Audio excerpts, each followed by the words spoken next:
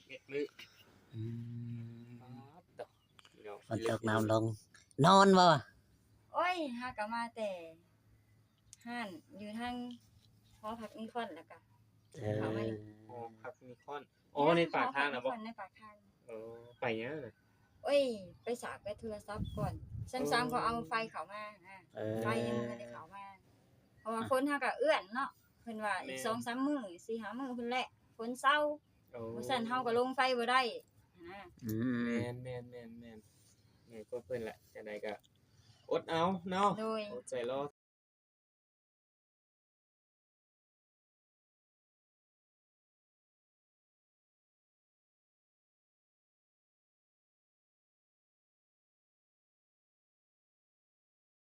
แนวใดก็เป็นของเฮาอยู่แล้วติ โดยเฮ็ดจังได๋เฮาก็ บ่แม่นเฮาอดเอาก่อนเพราะว่า อดเอา แต่กี้เฮาบ่มีเฮายังอดได้อะ โด นะ ย อืม อันนี้เฮาก็อดไปก่อนเจ้าเสียหยังบ่ โอ้ยยายเพิ่นเสียเพิ่นลุกมาแต่เช้าผู้เฒ่าแน่นั่นแหละต้องมาเช้าผู้เฒ่าข่อยลุกมาบ่ทันแล้วดอกเราเสียก่อนแล้ว เราไปคุดจิหล่อพุ่นไปแต่ผู้บ่ทันได้ถังโปลูกมาบ่ได้ทันได้ยามบ่มีแขกบ่มีคนหรือว่าบ่มียูทูบเบอร์เข้ามาก็บ่ได้ทันแล้วลูกมาแล้วไปแล้ว อืม ตี 5กว่าๆนี่ไปแล้วบ่เห็น ลูกออกไปนำพูนอยู่พุ่นแล้วก็ให้เพิ่นเข้ามาก่อนแล้วค่อยคุด อืม ตอนนี้เราก็ยังไปคุดจะหล่อบ่ บ่มันฝนตกเราบ่เห็นหู เออ แล้วไปใช้สาย อยู่หันค่าอยู่หันหอพักมีคน อ๋อ เพราะว่าเพิ่นนั่งอยู่นำ พี่น้องบ่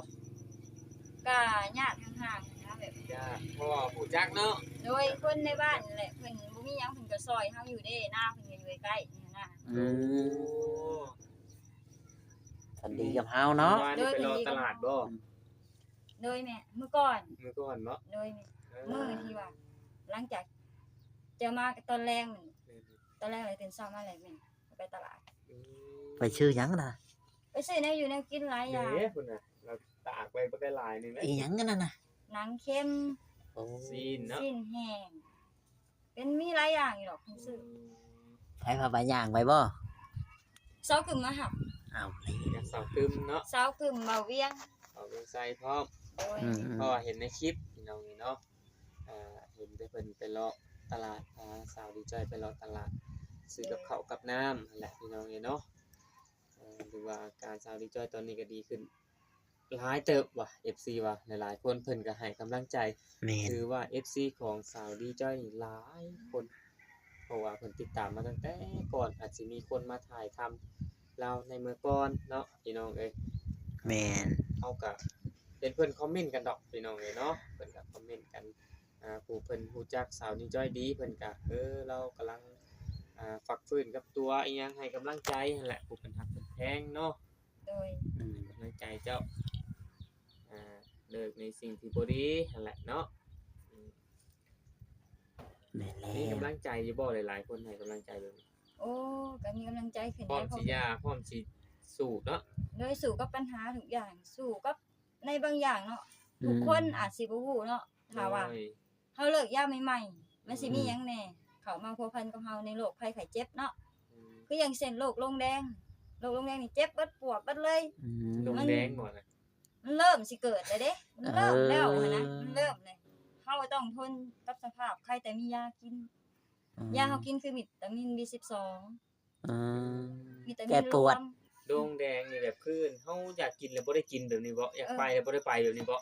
แม่นโด เพราะว่าย ได้ยินหลายๆคนว่าโอ้ยสีโด่งแดงแล้วบ่ได้ไปทางใดแบบนี้นะอันได้ยินเขาบอกว่าคนหั่นน่ะ ถ้าว่ามันมีคนตายอีหลีเด้ในบ้านข่อยตายอยู่2คนเลยอด โด่ง ยา แดงนะ อดยาแล้วบ่มียาบำรุง คืออย่างเช่นว่ายาเฮโมวิดมาบำรุงเลือดเฮาไว้ให้เลือดเฮาแข็งแรง แม่นบ่ แล้วบ่ให้เลือดเฮาแตกปากแตกดังนะ2คนเลยเสียชีวิตในบ้าน อืม เสียชีวิตย้อนหิวยามาแล้วก็หิวขาดสารอาหารแบบนี้นะขาดหลายอย่างเลย อืม หนึ่งคือขาดสารอาหารสองคือแบบหิวตัวนั้นแห้งอะไรแบบนี้ อือฮึ อด ไป บ่ได้ ซื้อไผกับไผบ่ให้ อืม อืม แล้วเอ้ยน้องก็หามแล้วก็มีทั้งปัญหาเข้ามา อืม ก็ถูกใจเนี่ยแหละมันคิดหลายอย่างหาทางออกบ่เห็นบัด อืม หาทางออกบ่ตก หลายสิ่งหลายอย่างเข้ามารุมเร้าเนาะ โดย ทางออกทางเข้าบ่เห็นแล้วก็ค่อนข้างก็บ่มีกำลังใจแน่จากคนอ้อมข้างบางสิ่งบางอย่างมันก็รุม แย่ เร้า คือ เนาะ กันได้คนเนาะ โดย าวดีจอยนี่เราก็มีกำลังใจหลายๆคนให้กำลังใจเราพี่น้องเลยเนาะ ให้กำลังใจหลายคน FC ก็ยังให้กำลังใจทุก ช่วง คน นี้ข่อยก็กำลังพักพื้นกับการเลิกยามันก็ต้องลืมบางเทื่อเว้าหยังไปแล้วก็ลืมสิเว้าหยังบางเทื่อเว้าบ่ออกซ้ำมันลืมเด้ อืมแปลว่า พี่น้อง YouTube เข้ามาแบบนี้ก็ดีใจมีคนเว้าเนาะมีคนเว้าคนว่ามันก็ลืมไปแต่นั้นเนาะสิ่งนั้นหนึ่งมีคนเข้ามาเว้านำยูทูบเบอร์เข้ามาเว้านำแล้วก็ผู้ใหญ่เฮาได้ข่าวดีจากผู้ใหญ่ อืม แล้วก็ FC ทุกคนให้กำลังใจแม่สบายดีแน่ เด้อสบายดีมาได้ใช้เด้อ มาแต่สาเข้าแต่เช้า โอ้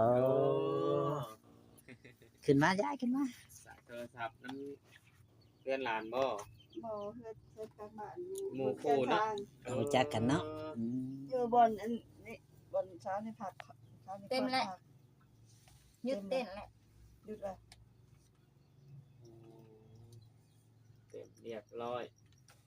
ไปขอสากน้ำเพิ่นแล้วก็ นี่ อันนี้เนาะ โทรศัพท์มันเพิ่นเต็มเลยก็เอามา บ่ได้ไปทางใดยายก็ได้เนาะ บ่ ยายเนาะ ฝนตกบ่ได้ไปใช้ก็บ่ได้ฝนตกนะ อืม ยากเนาะ ฝนตกดีแต่ไปหาจิหลอกก็ไปกล้วยมันแหล้ว นี่ ไปขุดแต่จิหลอกไปหันกับไปหาหน่อไม้ หาทางไหนหน่อไม้เทียม ลุ่มลงไปนี่นะ มันเป็นป่าเป็นดงบ่ มันเป็นดงแล้วก็หน่อไม้สังไผเขาปลูกไว้แล้วเขาปะนะเป็น อ๋ เหือ อเป็นหน่อไม้เฮือ หน่อไม้เหือหน่อไม้เก่า เอาขายส่งตลาดแรงบ่ บ่เอามากินซื่อๆบ่ได้ขายบ่ได้ทำได้ขายดอกหน่อไม้เอามากิน เอาไปขาย มาต้มมาแกงกิน เวลามันบ่ได้ไปเนาะ เวลาบ่ได้ไปใช้ อยากนอนเด้ ขาว ว่า เด้ กิน เด้ ยาดิกินยาแบบเขากินยาวิตามินแล้วเขาอยากนอน มันกล่อมเรา ก็ นอ ป น ระสาท มันกล่อมประสาทเฮา อยากนอนอยาก กับยาบำรุงประสาทเด้ เออ เจ้าคึมเพิ่นชื่อมาให้ เออ ชื่อมาให้กิน เงินผู้ใหญ่ใจดีเพิ่นฝากมาซื้อมาให้กิน ดีดี ซื้อมาแต่หมก โอ้ ดีแล้วดีแล้วชาลีจ้อย ฝั่งไทยเนาะ โดย มุกดาหารมุกอินเตอร์ แม่น ดีคือว่าแหละพักฟื้นในช่วงนี้ก็พักผ่อนบ่ต้องออกไปทางใด ใครกว่าวางหันเลยเดี๋ยวนี้เนาะ แม่ ต้นโตใครกว่าดอน ไทยต้นโตนี่ก็ เราก็ สีสัน ใส่ ขึ้น มีสีสันแจ่มใสขึ้นมาตะกี้เราสิแบบได้แบบนึงนะเช้าเข้ามาเนาะเฮาก็อันนั้นเฮาก็ฮู้อยู่ว่าเป็นจังได๋นะคือเนี่ยนี้เราก็เปลี่ยนไปหลายเติบแล้ว ดีใจและทำได้ก็ดีใจนํต้องทำได้เนาะหลายๆคนให้กำลังใจ สู้ ก็ทำ ชู ได้ ชูไป ก็ว่ามีน้ำหนักขึ้นตุ้ยขึ้นเนาะ ตุ้ยขึ้น ตุ้ยฮู้จักว่าตุ้ยตัวเองตุ้ยนั่นก็โต จะค่อยไปเรื่อยๆแล้ว ค่อยไปเดี๋ยวมันมีซีนมีหนังกว่านี้อีกแล้วบัดนี้ก็คนละคนเลยบัด แม่น เปลี่ยนเป็นคนละคนเลยแล้ว ตอนนี้อยู่ระหว่างการผักพื้นก่อน ให้กำลังใจสู้ต่อไปนะเจ้าก็ได้สู้กับมัน เดี๋ยวมันก็ผ่านพ้นไป สู้กับยังบ่จ้อย สู้กับแนวบดี สู้กับปัญหาเนาะทุกสิ่งทุกอย่างนั่นแหละที่เราต้องผ่านพ้นมันไปให้ได้ แม่น เริ่มต้นใหม่ นับหนึ่งใหม่ ต้องอยู่กับปัจจุบัน อดีตเฮากลับไปแก้ไขอหย่างมันบ่ได้แล้ว แม่นบ่แพ้อดีตนี่เฮาสิกลับไปแก้ไขไปยืนยันเอาอดีตมันเป็นไปบ่ได้ เป็น แล้ว ไปบ่ได้แล้ว ในปัจจุบันเฮาก็ยังสิแก้ไขชีวิตเฮาพ้นบ่ก็ยังบ่ฮู้จักบัดอนาคตเฮาก็บ่ทันได้แนมอีกนะอยู่ในปัจจุบันที่ดีที่สุด เดี๋ยวอนาคตเฮาก็มองบ่เห็นว่าซั่นซะเฮาต้องทำให้ดีที่สุด อยู่ในระหว่างปัจจุบันเนาะ โดย อืมทางสาวดีจ้อยนี่เราก็มีบางแผนไว้สิไปเฮ็ดเวียกเฮ็ดหยังอยู่บ่หลังจากนั้น ก็มีอยู่แต่ก็ให้ตัวเองพักพื้นได้ก่อนนะ วิทย์ช่วงนี้ก่อนเนาะ โดยวิทย์ให้สมองเขาเต็มตัวเองก่อน ให้เติม ไม่ใช่ เต็ม บ่ได้ แล้ว หรอกตอนนี้มันยังอยู่ในการดูแลของแม่แล้วก็ของ FC ทุกๆคนแล้วก็ของไอ้ตู่เวียงของ หลายๆคน ไอ้ตู่ซิดแน่หลายๆคนที่ยูทูบเบอร์เพิ่นเขามาให้กำลังใจหั่นนะแล้วก็ FC เพิ่นให้กำลังใจ ทางสาวกึมนั่นแหละเพิ่นก็เข้ามาตลอดเนาะ แม่ บ่ได้ป้าได้ทีมเพิ่นก็มา อ่ตลอดเลยพี่น้องให้เพิ่นน่ะแนะนำแต่เฮาเข้ามาหลายๆคนเข้ามาถ่ายทำมันเผื่อผู้หลักผู้ใหญ่เพิ่นเห็นเนาะอาจสิได้ช่วยอีกอ่าหลายๆล้านนะพี่น้องเอ้ยเนาะ หลายหลายสิ่งหลายอย่าง ครอบครัวของป้าแอและก็สาวดีจ้อยนี่ก็โอ้ถือว่าถ่ายทำมาโดนเติบได้นี่แต่ก่อนนี่ก็สิมีคนถ่ายทำเราอยู่มียูทูบเบอร์อยู่ว่าซั่นซะตามที่เฮาพังคอมเมนต์นั่นแหละจาก FC เพิ่นผู้เพิ่นผู้ดีเอาอาจสิบ่ฮู้แต่กี้เพราะว่าเฮาบ่เคยเข้ามาเพิ่งสิเข้ามาช่วงหนึงนี่พี่น้องเนาะแต่ก็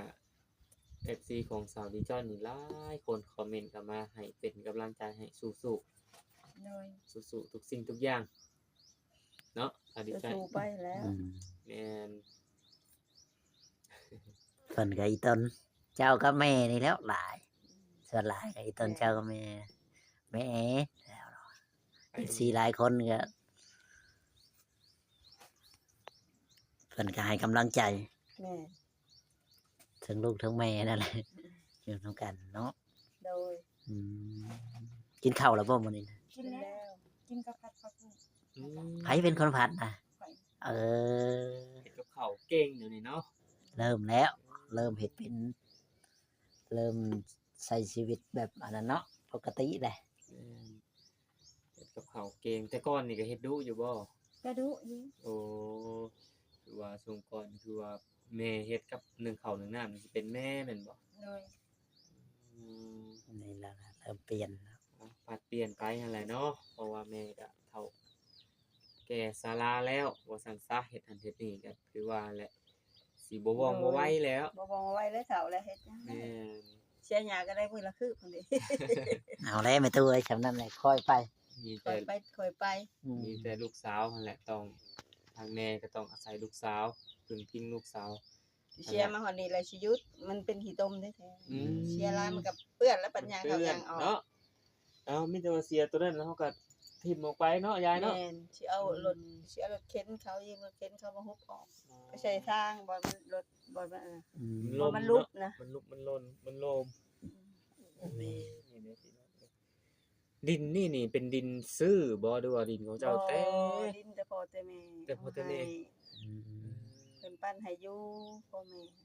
อืม แต่เพิ่นบ่ทันได้เสียพุ่น อืม เจ้าน่ะบ้านเกิดเมืองนอนน่ะ อยู่นี่เลย บ่อยู่นี่ อยู่ไสสัน อยู่พูนจะมอจะขึ้นบ้านพ่อบ้านแม่ อ๋อ บ้านสะขึ้น สักขึ้น จะมาวางจะขึ้น อื กู ม จะบ่บ่จอย สักขึ้นคนเด้ แต่ก็ไปอยู่เมืองสวรรค์ตะกี้พอเป็นทหารทีมเดย์ เออ ไปสถิเป็นทหาร ไปน้ำพ่อน้ำแม่เนาะ ไปน้ำพ่อน้ำแม่แต่ยังน้อย ในแต่ได้จังจะมาได้อยู่บนนี้ใช่ เอาขายอยู่สวรรค์เลยก็มาซื้ออยู่บงนี้ โอ้ ขายให้ขายหน้าอยู่เมืองสวรรค์แล้วมาซื้อหมองนี้ อืม แล้วอยู่หมองนี้เลยหน้าตาเต้าบัดมันเป็นดินป่าสงวน อืม เขาว่าอันนี้เนาะมันตกถูกเป็นดินของรัฐ นี่ เอิ้น แต่เฮ็ด เดือ กิน แต่ ก็ได้อยู่เพิ่นก็บ่ได้ติบ่ได้ห้ามเฮ็ดกินจ้ะ อืม แต่ว่าเฮาบ่เป็นคนเฮ็ดนี่จ้ะ อืม แล้วก็บ่ได้เฮ็ด บ่มีเหือบ่มีแห้งเนาะแค่เท่าแล้ว มีรถมีรางคือหมู่ แม่ เฮ็ดบ่ได้กูมื้อเลยก็มีรถมีรางเฮ็ดให้เฮ็ดนากะ แม่นั่นแล้ว สมมุติว่ามีรถมีร่างกับปลูกขาดปลูกไถอีกเนาะ แม่น เอาก็คือว่าแล้วยายเพิ่นก็อายุหลายแล้วสาวดีจ้อยเราก็สิไถนา บ่ได้ดอก บ่ได้แล้วขึ้น บ่ รถ ได้ บ่ แล้ว ได้ เป็นหมดสิแม่บ่ ไม่แต่รถสิเอาป่าอยู่ดิ โดยแม่น นักได้พี่น้องเอ้ยเนาะ มันก็บ่มีผู้ชายนำหน้าเนาะคันดันขับรถขับล่างที่ว่ารถไถนาเนาะ อืม แต่เฮาเพิ่นมีแต่ผู้หญิงคนเดียวมันก็เฮ็ดนำบ่ได้ เป็น แล้ ไป ว บ่ได้แล้ว อืม มีคนพาสู่พาสางว่าซั่นซะ อืม มีแต่ดีจ้อยหั่นแล้วหาคู่แล้วบัดนี้ โอ้ยจักผู้ยันบุญวาสนาบ่เถอะบ่ฮอดเพิ่นหั่นน่ะความหมายก็ เออ มื้อนี้ก็มีแต่ไปหารับจ้างกับเจ้าเกี่ยวจ้างดำก็ไปดำ ไปตล แต่ อด ลูก เนาะ ไป เออเจ้าบ่ได้ไปบ่ปะ ขึ้นบ่ให้ไปลูกบ่ให้ไป ไปรับจ้างเจ้าเขาเขาก็บ่ให้ไปนำนาเขาก็บ่ให้ไปให้อยู่เพื่อน อยู่เพื่อนเพิ่นให้อยู่เพื่อน เปิดไปเขาก็เอามาให้ อืม อืมอืมอืม พอไปกว่าเขาสิให้ขึ้นกันหลายๆวันกับผู้12โมงผู้จังได้ขึ้นพักผ่อน พัก บ่าย เที่ยง โมง เนาะ หันลงอีก เออ แบบนี้นะหรือว่าบ่าย2เมื่อยแล้วผู้เฒ่า แม่นนั่นแหละเฮ็ดคือวัยรุ่นเฮ็ดคือยังหนุ่มมันก็บ่คือเด้อเนาะ บ่คือแล้ว อืมแบบว่าแฮงเฮาก็ตกแล้วหยังก็ มันสิ าอีกแล้วฝน ฝนตกดุเนาะมาอีกแล้วป๊าบตกเมื่อวานนี่แห้งคักบ่ได้ มันจะไปเฉยเลย แม่นบ่ได้หยุดได้